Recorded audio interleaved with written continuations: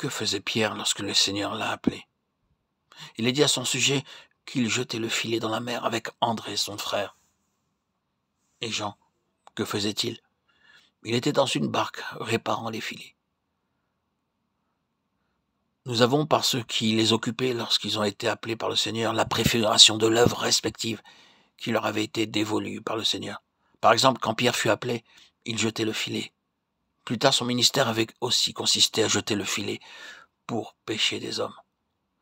C'était une œuvre de pionnier, car il fut le premier à atteindre les Juifs, et aussi le premier à ouvrir aux non-Juifs la porte du royaume de Dieu. Il jeta le filet et attrapa beaucoup de Juifs. Il le jeta de nouveau, et il attrapa aussi de nombreux païens. Mais après cela, le filet se rompit. Si nous considérons les choses, bien sûr, d'un point de vue humain, le royaume fut rejeté, et les poissons s'éparpillèrent. C'est pourquoi Dieu appela Jean pour qu'il répare le filet, c'est-à-dire pour qu'il restaure les choses selon leur état originel. Voyons ensuite ce que Dieu avait voulu faire en appelant Paul. Paul était encore occupé à persécuter les croyants. Sur le chemin de Damas, Dieu fit resplendir sa lumière sur lui. Et Paul demanda au Seigneur, « Que ferai-je, Seigneur ?» Acte 22, 10. Ainsi donc, son œuvre était caractérisée par la manière de faire. En un seul jour, Pierre conduisit 3000 âmes à Christ. Mais Paul, dont son ministère fut utilisé par le Seigneur, a gagné une personne ici, 2 personnes là-bas, une dizaine ailleurs, mais non pas des milliers. C'est la tâche initiale de Paul. Car Paul ne fut pas à même d'amener des âmes dans l'Église, mais plutôt de les édifier. Ce qui caractérisait son œuvre, c'était de savoir que faire de tous ces matériaux qui avaient été rassemblés, comment devait être construite la maison et comment agencer et orner l'intérieur de cette maison. Nous découvrons dans le livre des Actes que son travail terrestre était celui de faiseur de tentes, pour que des personnes puissent en faire leur demeure. C'est pourquoi nous pouvons dire que, dans le domaine spirituel, il fit aussi des tentes.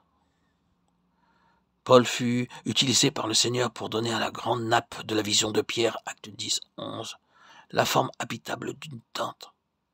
Quelle fut l'attitude générale des personnes à l'égard du ministère de ces 3 hommes?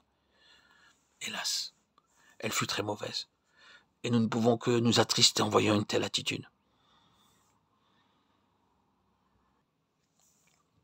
Au fil de lecture de l'Évangile, nous examinons les choses et nous constatons que ces 3 témoignages apportés par Pierre, Jean et Paul ont été rejetés.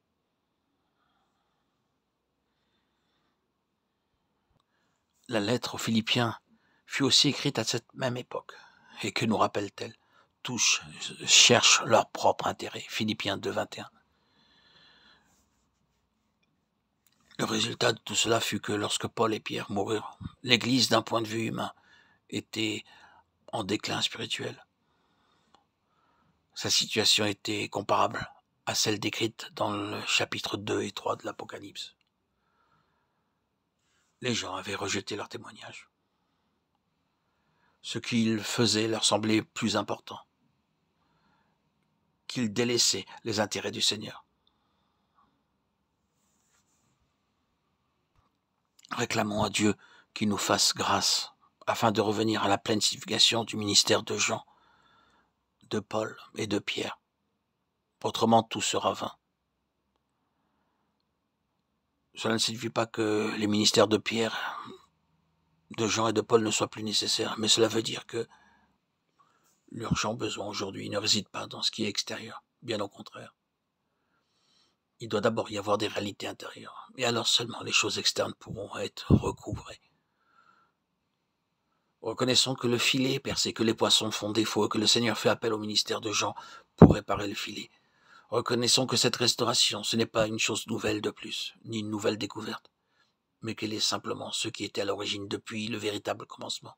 C'est à cause de cela que Jean écrit « Je vous ai écrit non que vous ne connaissiez pas la vérité, mais parce que vous la connaissez, parce qu'aucun mensonge ne vient de la vérité.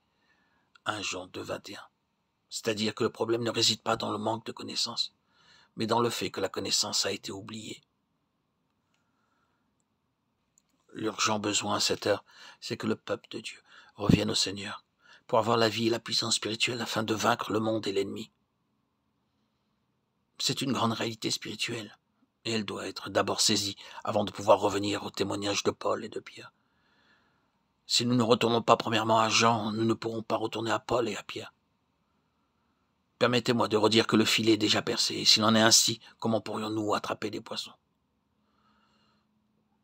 Réparons d'abord le filet, saisissons premièrement celui qui est la réalité, avant de faire quoi que ce soit d'autre. Restaurons ce qui a été abîmé, jusqu'à parvenir à un état originel. Comblons la brèche qui a été faite par ce qui était au commencement.